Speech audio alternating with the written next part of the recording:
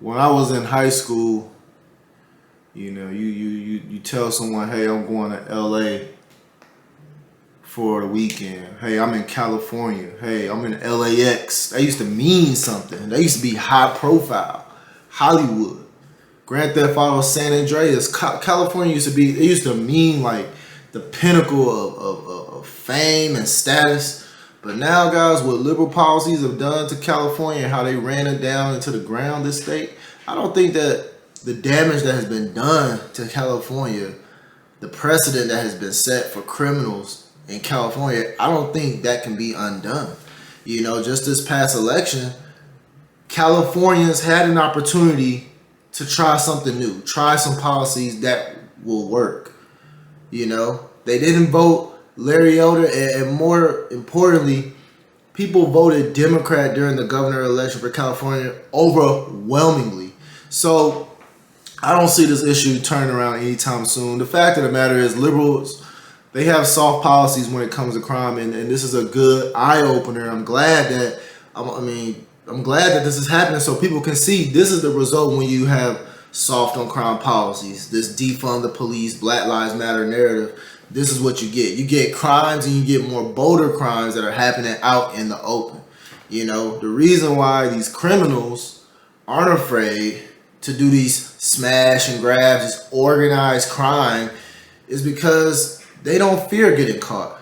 And even if they do get caught, the repercussions for their actions are so limited that it won't cause any impact to their lives overall. And they won't learn their lesson. They'll be right back out on the street, these criminals, committing the same crimes. And it's really unfortunate to see a beautiful state like California really get ran into the ground. Homelessness is through the roof. It's the land of the rich and the poor. Taxes are high. Gas is high. California has always been one of those more expensive states to live in compared to others. But I know millionaires are choosing to leave California and relocate somewhere else. I even believe that the CEO of Tesla decided that he's going to relocate to Texas because of the whole taxes issue. So California is just out of control, guys. And it's not going to get any better. I just report on it, guys, so you guys can see, and hopefully people in other states can see. This is what happens when you have a weak police presence. Period. And just imagine if criminals are doing these smash and grabs in broad daylight with cameras, going in facilities that have camera systems, security guards, with no fear, and they're committing this level of criminal activity. What do you think they're going to do when cameras aren't around, in more secluded areas? You're just going to see more heinous crimes, bolder crimes, The more these criminals are allowed to just run through the streets, breaking into stores, not being forced to work hard and earn a living like everyone else, they want to do it the easy way. They want to go out and they want to take things. And as long as they're allowed to do this, they're going to continue and they're going to increase the level of their criminal activity. Now, the governor of California, Gavin Newsom, is he coming out and is he saying anything about the crime, the level of aggressive crime that's happening in his state right now? I haven't seen anything. I would figure that would be on mainstream media. I haven't heard anything. No, they want you to focus on the Unicron virus. That's what they want you to focus on, the Unicron variant. And then the same way they did with the virus back in 2020. They push these issues out there to distract you from the real issues that are going on.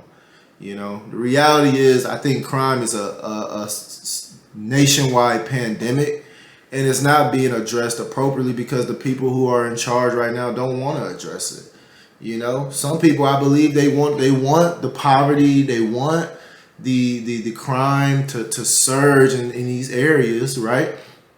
High-end areas too, and it's not just happening to California. It's happening to areas in Atlanta as well. High-end areas that were known for the average level income to even be able to live in those areas. 6 figures, nothing less. These areas are crime havens now, and the mayors, the people who are running the cities, The governors of the states, they don't care, in my opinion. I mean, and they're not doing anything actively to create a deterrent to this criminal behavior. And you know, once the poverty and the crime solidifies in these cities, then what are people gonna do? They're gonna, you know, start turning towards social services. I said that in my other video. And honestly, guys, I think the reality is that there is no solution to this. I mean, the people that live in these states that are liberal ran, these cities that are liberal ran, they don't want to change. And the fact of the matter is, I don't think that, like California, I don't think it will ever go red. You know what I mean? Who else? Seattle, I don't think it would ever go red. You know? Like, there's just some areas that people believe a certain way, and that's where they want to live. And then that's just the reality of it. You know what I mean? Just like Texas, you know, you would never convince Texans as a majority to vote Democrat. It's just the reality. It's two separate ideologies, and the whole concept of, well, let's Democrats and Republicans, let's work together. It's not possible. Liberals and conservatism, it doesn't match. It doesn't equal. It doesn't. There's no way to cooperate with liberal policies that create the exact opposite outcome that conservatives want. But you know, if I was in California right now, I would seriously be thinking about relocating, because you don't want to be caught in a situation where you're at gunpoint for your jewelry or your money or your car, when you can simply relocate. And let the people who want to live like that in Gotham City, okay, that want to live in Ground Zero, that want to live in the apocalypse land, let them live there. And let them continue to vote for the liberal policies. And that's it, guys. I think that California is pretty much done for.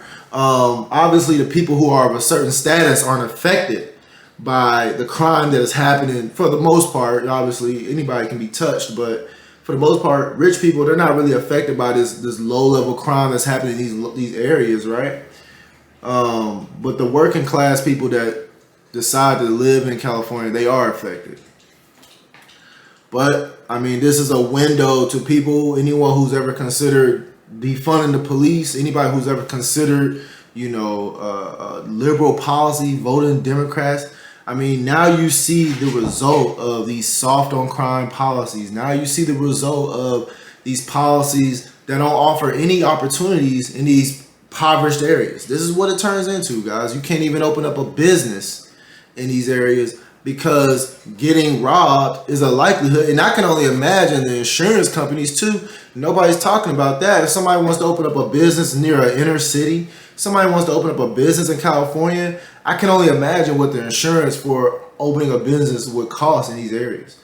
Because the likelihood of you getting broken into, especially if you have anything like jewelry or guns or clothes, it is like through the roof right now. And that's just my 2 cents, guys. I could be wrong about this, but I don't think I am. Let me know what you guys think in the comment section box below. Like this video, share this video, subscribe to my channel for more content.